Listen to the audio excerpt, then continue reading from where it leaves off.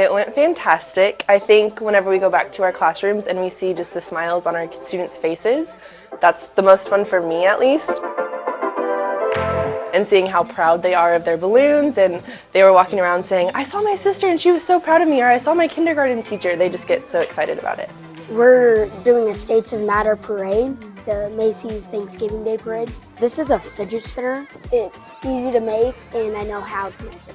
So first I made a normal size balloon that was red, and then I took these skinny balloons and taped one to like one edge. I made a little white balloon and taped it to the middle, and then I took the edges and taped them to the big balloon, and then I just made 3 of those and taped them.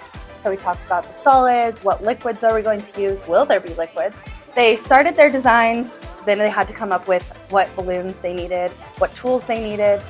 If they needed anything crazy, obviously their teachers had to go out and get those things. I made Ash Ketchum from Pokemon Stars. He is a famous Pokemon character. Well, he is a human that looks like us, but he's like a teenager and always wears this orange hat.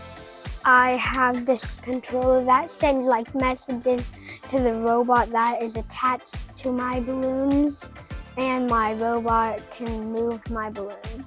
He came and asked if we could add technology to the parade, so he had the idea of robots, and he was able, with Miss Ritter, to program a robot that he controlled, and it went around the track about 2 feet, but then he carried it around the whole track. He finished his lap, so that was exciting.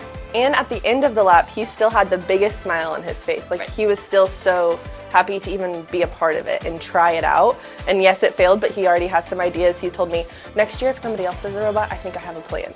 So they're thinking through it, even if it is failing, they're still learning from it. And I think that's also part of the magic, is that our entire school gets together and they get to watch all of these kids' ideas come to life. And then if something does go wrong, it's just a great example of what every child in our school does, regardless of situation, is they are constantly persevering. And so we got to see that actually happen.